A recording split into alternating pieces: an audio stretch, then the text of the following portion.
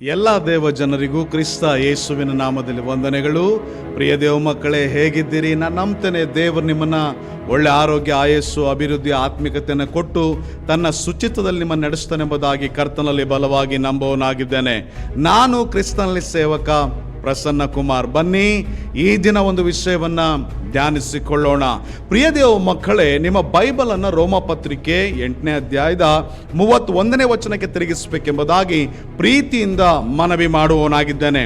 ಈ ವಾಕ್ಯ ಭಾಗ ನೀವು ಬಹಳ ಸಾರಿ ಓದಿರ್ಬೋದು, ಬಹಳ ಸಾರಿ ಧ್ಯಾನಿಸಿರ್ಬೋದು, ಬಹಳಷ್ಟು ಸಾರಿ ಪ್ರಸಂಗಿಸಿರ್ಬೋದು, ಬಹಳಷ್ಟು ಸಾರಿ ಕೇಳಿಸ್ಕೊಂಡಿರ್ಬೋದು, ಬಹಳಷ್ಟು ಸಾರಿ ನೀವು ಬಾಯ್ಪಾಠ ಸಹ ಮಾಡಿರ್ಬೋದು. ಆದರೂ ಸಹ ಕೊಂಚ ಸಮಯ ದೇವರ ವಾಕ್ಯದ ಮುಂದೆ ನೀವು ಕಾದುಕೊಳ್ಳ್ರಿ. ಯಾಕಂದ್ರೆ ಈ ವಾಕ್ಯದಲ್ಲಿರುವಂಥ ದೇವರ ಬಲ ನಿಮ್ಮ ಜೀವಿತಗಳನ್ನ ಬದಲಾಯಿಸಿ, ನಿಮ್ಮ ಬದುಕುಗಳನ್ನ ಬದಲಾಯಿಸಿ, ದೇವರಲ್ಲಿಯೂ ದೇವರ ಸತ್ಯದಲ್ಲಿಯೂ ನಿಮ್ಮನ್ನು ಸದೃಢವಾಗಿರುವಂತೆ ಮಾಡ್ತದೆ ಎಂಬುದಾಗಿ ನಂಬುವುದರಲ್ಲಿ ನನಗೆ ಯಾವುದೇ ಸಂದೇಹ ಇಲ್ಲವೇ ಇಲ್ಲ. ಹಾಗಾಗಿ ರೋಮಾಪುರದವರಿಗೆ ಬರೆದ ಪತ್ರಿಕೆ 8ನೇ ಅಧ್ಯಾಯದ 31ನೇ ವಚನ.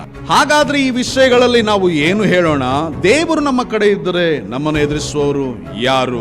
ನೋಡಿ, ಅಪೊಸ್ತಲನಾದ ಪೌಲನು ಇಲ್ಲಿ ಹೇಳ್ತಿರುವಂತ ವಿಷಯವನ್ನ ನಾವು ನೋಡುವಾಗ, ನೋಡಿ, ನಿಮ್ಮ ಸಂಗಡ ದೇವರಿದ್ದಾರೋ ಇಲ್ವೋ ನನಗೆ ಗೊತ್ತಿಲ್ಲ, ಆದ್ರೆ ದೇವರು ಯಾರ ಸಂಗಡ ಇರ್ತಾನೋ, ಯಾರ ಪಕ್ಷವಾಗಿರ್ತಾನೋ ಅವನ್ನ ಎದುರಿಸುವಂತವರು ಇಲ್ಲವೇ ಇಲ್ಲ ಅಂತೇಳಿ ಸ್ಪಷ್ಟವಾಗಿ ಹೇಳ್ತಾ ಇದ್ದಾನೆ. ಅಂದ್ರೆ ಒಬ್ಬನ ಸಂಗಡ ದೇವರ ಇರುವಿಕೆ ಕುರಿತಾಗಿ ಅವನು ಅಷ್ಟು ಸ್ಪಷ್ಟವಾಗಿ ಇಲ್ಲದೆ ಹೋದ್ರು ಸಹ, ಆದ್ರೆ ದೇವರಿದ್ರೆ ಮಾತ್ರ ಎದುರಿಸೋರು ಯಾರು ಇಲ್ಲ ಅಂತೇಳಿ ಸ್ಪಷ್ಟವಾಗಿ ಹೇಳುವಂತವನಾಗಿದ್ದಾನೆ. ಹಾಗಾಗಿ ಪ್ರಿಯ ದೇವ ಮಗುವೆ, ಯಾಕೆ ಅಪೊಸ್ತಲನಾದ ಪೌಲನು ಹೀಗೆ ದೇವರ ಇರುವಿಕೆ ಕುರಿತಾಗಿ ಅಸ್ಪಷ್ಟವಾಗಿ ಮಾತಾಡ್ತಾ ಇದ್ದಾನೆ? ಅದಕ್ಕೊಂದು ರೀಸನ್ ಇದೆ, ಜಾಗ್ರತೆ ಕೇಳಿಸ್ಕೊಡ್ರಿ. ಯಾರೋ ಒಬ್ಬರು ದೇವರು ನಿಮ್ಮ ಸಂಗಡ ಇದ್ದಾರೆ ಅಂತ ಹೇಳೋದ್ರಿಂದ ದೇವರು ನಿಮ್ಮ ಸಂಗಡ ಇರೋದಿಲ್ಲ. ಯಾರೋ ಒಬ್ರು ದೇವರನ್ನ ಕರೆಯೋದ್ರಿಂದ ದೇವರು ನಿಮ್ಮ ಸಂಗಡ ಇರೋದಿಲ್ಲ. ಹಾಗಾದ್ರೆ ದೇವರು ನಮ್ಮ ಸಂಗಡ ಹೇಗಿರ್ತಾನ್ರಿ? ಯಾವಾಗ ಯೇಸು ಕ್ರಿಸ್ತನನ್ನ ನಮ್ಮ ಸ್ವಂತ ರಕ್ಷಕನಾಗಿ ಅಂಗೀಕರಿಸಿ, ನಮ್ಮ ಪಾಪಗಳು ಯೇಸು ಕ್ರಿಸ್ತನ ರಕ್ತದಿಂದ ತೊಳೆಯಲ್ಪಟ್ಟು, ಆತನ ಪರಿಶುದ್ಧವಾದಂಥ ರಕ್ತದಿಂದ ತೊಳೆಯಲ್ಪಟ್ಟು, ಆತನ ಮಹಿಮೆಗಾಗಿ ನಾವು ರಕ್ಷಣೆ ಹೊಂದಿದಾಗ, ಅಂದೇ ಆ ಕ್ಷಣವೇ ದೇವರು ನಿಮ್ಮ ಸಂಗಡ ಇರುವವನಾಗಿದ್ದಾನೆ ಮತ್ತು ನಿಮ್ಮೊಳಗೂ ನಿಮ್ಮ ಸಂಗಡ ಬರುವವನಾಗಿದ್ದಾನೆ. ಹಾಗಾದ್ರೆ ದೇವರು ಎಷ್ಟು ಕಾಲ ಇರ್ತಾನೆ? ಮತ್ತಾಯನ ಬರೆದ ಸುವಾರ್ತೆ 28ನೇ ಅಧ್ಯಾಯದ 20ನೇ ವಚನದ ಪ್ರಕಾರವಾಗಿ ಲೋಕಾಂತ್ಯ ಅಥವಾ ಯುಗಾಂತ್ಯದವರೆಗೂ ಯಾವಾಗಲೂ ನಮ್ಮ ಸಂಗಡ ಇರ್ತೀನಿ ಅಂತೇಳಿ ದೇವರು ವಾಗ್ದಾನ ಮಾಡಿದ್ದಾರೆ. ಜಾಗ್ರತೆ ಕೇಳಿಸ್ಕೊಳ್ರಿ. ಈಗ ದೇವರು ನಮ್ಮ ಸಂಗಡ ಇದ್ದಾರೆ. ನಾ ಹೇಳೋ ಜಾಗ್ರತೆ ಕೇಳಿಸ್ಕೊಳ್ರಿ. ದೇವರು ನಮ್ಮ ಸಂಗಡ ಇದ್ದಾರೆ.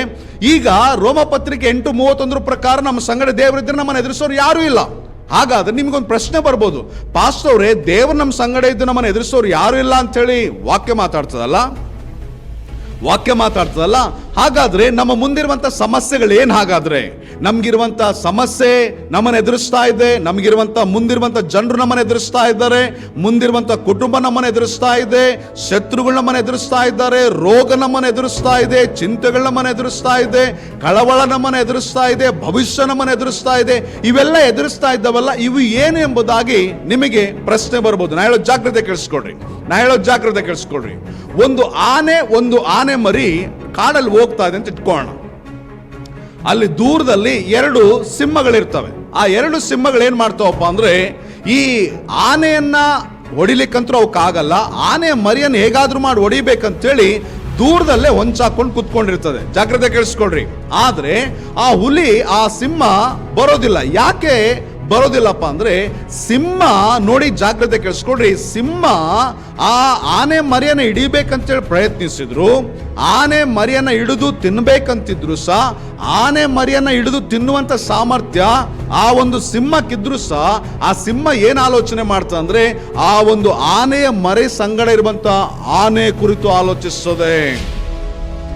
ಸಿಂಹಕ್ಕೆ ಆನೆ ಮರಿಯನ್ನ ಹಿಡ್ಕೊಂಡು ತಿನ್ನುವಂತ ಸಾಮರ್ಥ್ಯ, ಬಲ ಇರಬಹುದು, ಆದ್ರೆ ಆ ಆನೆಯ ಮರಿಯ ಸಂಗಡ ಸಿಂಹಕ್ಕಿಂತಲೂ ಬಲವುಳ್ಳಂತ ದೈತ್ಯವಾದಂತ ಆನೆ ಇರೋದ್ರಿಂದ ಆ ಒಂದು ಸಿಂಹ ದೂರದಲ್ಲೇ ಆಲೋಚಿಸ್ತದೆ, ಬಟ್ ಹತ್ರ ಬರಲ್ಲ. ಹತ್ತಿರ ಬರಲ್ಲ. ನೋಡಿ, ನಾ ಹೇಳೋ ಜಾಗ್ರತೆ ಕೇಳಿಸ್ಕೊಳ್ರಿ. ನಿಮ್ಮ ಮುಂದೆ ಇರುವಂತ ಯಾವುದೇ ಸಮಸ್ಯೆ ಆಗಿರ್ಬೋದು, ಏನೇ ಆಗಿರ್ಬೋದು, ಅದೆಲ್ಲ ಸೈತಾನನು ಮಾಡುವಂತ ದೂರದ ಪ್ಲಾನ್ಗಳು. ಹೇಗೆ ನೋಡ್ರಿ, ಬೈಬಲ್ ವಾಕ್ಯ ಹೇಳ್ತದೆ, 1 ಪೇತ್ರನ ಪತ್ರಿಕೆ 5ನೇ ಅಧ್ಯಾಯದ 8ನೇ ವಚನದಲ್ಲಿ, ನಿಮ್ಮ ವಿರೋಧಿ ಆಗಿರುವಂತ ಸೈತಾನನು ಯಾರನ್ನ ನುಂಗ್ಲಿ ಯಾರನ್ನ ಬಿಡ್ಲಿ ಅಂತೇಳಿ ಅವನೇನ್ ಮಾಡ್ತಾನೆ, ಗರ್ಜಿಸ್ತಾ ತಿರುಗ್ತಾ ಇರ್ತಾನಂತೆ. ಜಾಗ್ರತೆ ಕೇಳಿಸ್ಕೊಡ್ರಿ. ಸೈತಾನನ ಜೀವಿತ ಕಾಲವೆಲ್ಲ ಮತ್ತೆ ನಿಮ್ಮ ಜೀವಿತ ಕಾಲವೆಲ್ಲ ಸೈತಾನ್ಗೊಂದು ಕೆಲಸ ಇದೆ. ಏನಪ್ಪಾ ಅಂದ್ರೆ, ನಿಮ್ಮ ಜೀವಿತ ಕಾಲವೆಲ್ಲ ಸೈತಾನ್ಗೊಂದು ಕೆಲಸ ಇದೆ, ಅವನ ಜೀವಿತ ಕಾಲವೆಲ್ಲ ಒಂದು ಕೆಲಸ ಸೈತಾನ್ಗಿದೆ. ಆ ಕೆಲಸ ಏನಪ್ಪಾ ಅಂದ್ರೆ ತಿರುಗಾಡೋದು. ಏನಕ್ಕೋಸ್ಕರ? ಯಾರು ನುಂಗ್ಬೇಕು ಯಾರು ನುಂಗ್ಬೇಕಂತೇಳಿ. ಆ ನುಂಗೋದಕ್ಕೋಸ್ಕರ ಉಪಯೋಗಿಸುವಂತ ಆಯುಧ ಏನ್ ಗೊತ್ತಾ? ಗರ್ಜಿಸುವಿಕೆ.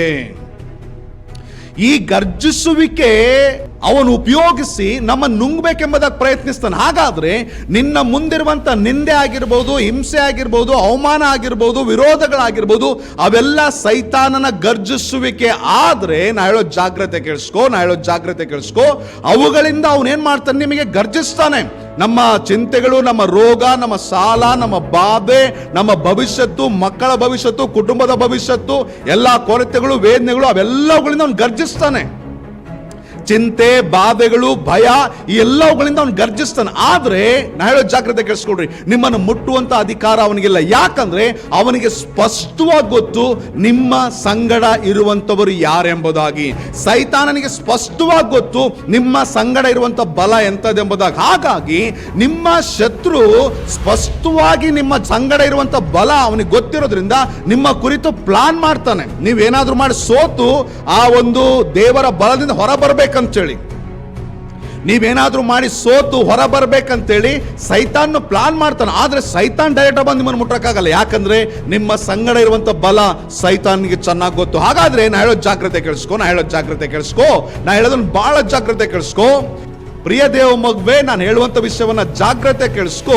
ನಿನ್ನ ಮುಂದಿರುವಂತ ಶತ್ರುವಿಗೆ ನಿನ್ನ ಸಂಗಡ ಇರುವ ಬಲ ಗೊತ್ತಿರುವಾಗ, ನಿನ್ನ ಮುಂದಿರುವಂತ ಶತ್ರುವಿಗೆ ನಿನ್ನ ಸಂಗಡ ಇರುವ ದೇವರು ಗೊತ್ತಿದ್ದಾಗ, ನಿನ್ನ ಸಂಗಡ ಇರುವಂತ ಸಾಮರ್ಥ್ಯ ನಿನ್ನ ಶತ್ರುವಿಗೆ ಗೊತ್ತಿರುವಾಗ ನಿನಗೆ ಯಾಕೆ ಗೊತ್ತಾಗ್ತಾ ಇಲ್ಲ? ನಾ ಹೇಳೋ ಜಾಗ್ರತೆ ಕೇಳಿಸ್ಕೊಳ್ರಿ.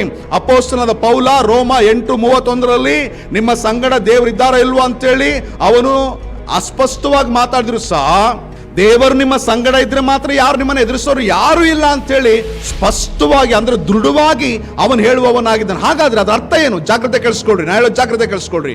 ಈಗ ಮೊದಲನೇದು ಬಂದು ದೇವರು ನಮ್ಮ ಸಂಗಡ ಇದ್ದಾರೆ ಇಲ್ಲ ಅಂತೇಳಿ ನಾವೇ ಉತ್ತರ ಕೊಡಬೇಕು. ಮತ್ತೆ ನಮ್ಮನ್ನು ಎದುರಿಸೋರು ಯಾರಿದ್ದಾರೆ ಯಾರಿಲ್ಲ ಅಂತೇಳಿ ನೀವೇ ಅದನ್ನು ತುಂಬಬೇಕು. ನಿಮಗೆ ದೇವರು ಅಪೊಸ್ತಲನಾದ ಪೌಲನ ಮುಖಾಂತರವಾಗಿ ಒಂದು ಪ್ರಶ್ನೆ ಕೇಳ್ತಾ ಇದ್ದಾನೆ. ಏನಂತೇಳಿ? ನಿಮ್ಮನ್ನು ಎದುರಿಸುವವರು ಯಾರೆಂಬುದಾಗಿ. ಅದಕ್ಕೆ ಉತ್ತರ ಏನಾಗಿರ್ತದೆ ಗೊತ್ತಾ? ಯಾರು ಇಲ್ಲ ಅಂತೇಳಿ ನೀವು ಉತ್ತರ ಕೊಡಬೇಕಾಗಿರ್ತದೆ. ಆದ್ರೆ ಇವತ್ತು ನಮ್ಮ ಹತ್ರ ಬಹಳಷ್ಟು ಉತ್ತರಗಳಿದಾವೆ. ಏನು ಉತ್ತರಗಳಿದಾವೆ ಗೊತ್ತಾ? ನಮ್ಮನ್ನು ಎದುರಿಸುವವರು ಈ ಸಮಸ್ಯೆಗಳಿದ್ದಾವೆ, ಈ ಸಂಕಟ ಇದೆ, ಈ ವೇದನೆ ಇದೆ, ಈ ಸಾಲ ಇದೆ, ಈ ರೋಗ ಇದೆ. ಯಾಕೆ ಇವೆಲ್ಲ ನಮಗೆ ಇವತ್ತು ಉತ್ತರವಾಗಿದ್ದಾವಪ್ಪ ಅಂದ್ರೆ, ನಮಗೆ ಸ್ಪಷ್ಟವಾಗಿ ಅವುಗಳ ಕಡೆ ಗಮನ ಇದೆ ಹೊರತು ನಮ್ಮ ಸಂಗಡ ಇರುವಂತ ದೇವರ ಕಡೆ ಗಮನ ಇಲ್ಲ. ಹಾಗಾಗಿ ಪ್ರಿಯ ದೇವ ಮಗುವಿನ ಹೇಳೋ ಜಾಗ್ರತೆ ಕೇಳಿಸ್ಕೋ. ನಿನ್ನ ಶತ್ರುವಿಗೆ ತಿಳಿದಂತ ನಿನ್ನ ಬಲ, ನಿನ್ನ ಶತ್ರುವಿಗೆ ತಿಳಿದಂತ ನಿನ್ನ ಸಂಗಡ ಇರುವಂತ ಬಲ ನಿನಗೆ ಗೊತ್ತಿಲ್ಲದೆ ಹೋಗೋದು ಹೇಗೆ? ಹಾಗಾಗಿ ಪ್ರಿಯ ದೇವ ಮಗುವೆ, ನಿನ್ನ ಸಂಗಡ ಇರುವಂತ ಬಲ ಲೋಕದಲ್ಲಿರುವಂತ ಬಲಕ್ಕಿಂತ ದೊಡ್ಡದು. ನಿನ್ನ ಸಂಗಡ ಇರುವಂತ ಬಲ ಲೋಕದ ಆಸ್ತಿ, ಹಣ, ಜ್ಞಾನ, ಬಲ, ಅಧಿಕಾರಕ್ಕಿಂತ ದೊಡ್ಡದು. ನಿನ್ನ ಸಂಗಡ ಇರುವಂತ ಬಲ ಲೋಕದ ಎಲ್ಲವುಗಳಿಗಿಂತ ಬಲಿಷ್ಠ, ಬಲವುಳ್ಳದಾಗಿರೋದ್ರಿಂದ ನಾ ಹೇಳೋ ಜಾಗ್ರತೆ ಕೇಳಿಸ್ಕೋ, ಯಾವುದು ನಿನ್ನನ್ನು ಎದುರಿಸಲಿಕ್ಕೆ ಸಾಧ್ಯನೇ ಇಲ್ಲ. ಹಾಗಾಗಿ ಎದುರಿಸುವಂತದ್ದು ಏನೇ ಇದ್ರು ಸಹ ಅದು ಕೇವಲ ಗರ್ಜನೆ ಆಗಿರ್ತದೆ. ಭಯ ಪಡಬೇಡ, ಅವುಗಳು ಭಯ ಪಡಬೇಡ. ನಿನ್ನ ಸಂಗಡ ಇರುವ ದೇವರನ್ನ ನಂಬು. ಮುಂದಿರುವಂತ ಸಮಸ್ಯೆಗಳು ನೋಡಿ ಭಯ ಪಡಬೇಡ. ನಿನ್ನ ಸಂಗಡ ಇರುವಂತ ದೇವರನ್ನ ನಂಬು. ಯಾಕಂದ್ರೆ ಆತನು ನಿನ್ನ ಸಮಸ್ಯೆಗಿಂತಲೂ ದೊಡ್ಡವನಾಗಿದ್ದಾನೆ. ನಿನ್ನ ದೇವರು ನಿನ್ನ ಮುಂದಿರುವಂತ ಸಮಸ್ಯೆಗಿಂತ ದೊಡ್ಡವನಾಗಿದ್ದಾನೆ.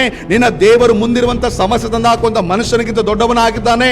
ನಿನ್ನ ದೇವರು ನಿನ್ನ ಮುಂದಿರುವಂತ ಕೊರತೆಗಳಿಗಿಂತ ದೊಡ್ಡವನಾಗಿದ್ದಾನೆ. ನಿನ್ನ ದೇವರು ಸೈತಾನನಿಗಿಂತ ದೊಡ್ಡವನಾಗಿದ್ದಾನೆ. ನಿನ್ನ ದೇವರು ಸಕಲ ಸೃಷ್ಟಿಗಿಂತ ದೊಡ್ಡವನಾಗಿದ್ದಾನೆ. ಹಾಗಾಗಿ ಭಯ ಪಡಬೇಡ. ಮುಂದೆ ಏನೇ ಆಗ್ಲಿ, ಎಂಥದೇ ಭಯ ಪಡಬೇಡ. ದೃಢವಾಗಿ ನಿಲ್ಲು. ಕರ್ತ ನಿನ್ನ ಕೈ ಬಿಡೋದಿಲ್ಲ, ಕರ್ತ ನಿನ್ನ ತೊರೆದು ಬಿಡೋದಿಲ್ಲ. ಕರ್ತ ನಿನ್ನ ಆಶೀರ್ವದಿಸ್ತಾನೆ. ಇದನ್ನ ಮಾತ್ರ ನೀನು ಮರಿಲೇಬೇಡ. ಬನ್ನಿ ಪ್ರಾರ್ಥನೆ ಮಾಡಿಕೊಳ್ಳೋಣ. ಪ್ರೀತಿ ಉಳ್ಳ ಸ್ವರ್ಗೀಯ ತಂದೆ ಆದ ದೇವರೇ, ನಿನ್ನ ಮಕ್ಕಳು ಕರ್ತನೆ ನಿನ್ನಲ್ಲಿ ಬಲವಾಗಿ ನಂಬಿಕೆ ಇಟ್ಟು ನಿನ್ನಲ್ಲಿ ಬಲವಾಗಿ ಜೀವಿಸುವಂತೆ ನಿನ್ನ ಮಕ್ಕಳಿಗೆ ಸಹಾಯ ಮಾಡು ಕರ್ತನೆ. ನಿನ್ನ ಮಕ್ಕಳನ್ನ ಆಶೀರ್ವದಿಸಪ್ಪ, ನಿನ್ನ ಮಕ್ಕಳನ್ನ ಬಲಪಡಿಸು, ನಿನ್ನ ಮಕ್ಕಳನ್ನ ನಿನ್ನ ಮಹಾ ಸಾಮರ್ಥ್ಯ ತುಂಬಿಸಿ ನಿನಗಾಗಿ ಜೀವಿಸುವಂತೆ ಸಹಾಯ ಮಾಡು ಕರ್ತನೆ. ನಿನ್ನ ಮಕ್ಕಳು ಲೋಕದ ಕಷ್ಟಗಳನ್ನ, ಸಮಸ್ಯೆಗಳನ್ನ, ಚಿಂತೆಗಳನ್ನ ನೋಡದೆ ಕರ್ತನೆ ನೀನು ಸಂಗಡ ಇರೋದನ್ನ ಅವ್ರು ತಿಳ್ಕೊಳ್ಳಿಕ್ಕೆ ಸಹಾಯ ಮಾಡು ಕರ್ತನೆ. ನೀನು ಹಾಗೆ ಮಾಡಿದ್ದಕ್ಕಾಗಿ ನಿನ್ನ ಕೋಟಿ ಕೋಟಿ ವಂದನೆಗಳು ಸಲ್ಲಿಸ್ತಾ ಯೇಸು ಕರ್ತನ ಹೆಸರಿನಲ್ಲಿ ಬೇಡ್ತೇವೆ ಪರಲೋಕದ ತಂದೆ. ಆಮೇನ್, ಆಮೇನ್, ಆಮೇನ್. ಎಲ್ಲರಿಗೂ ಪ್ರೈಸ್ ದಿ ಲಾರ್ಡ್. ದೇವರು ನಿಮ್ಮನ್ನು ಆಶೀರ್ವದಿಸಲಿ.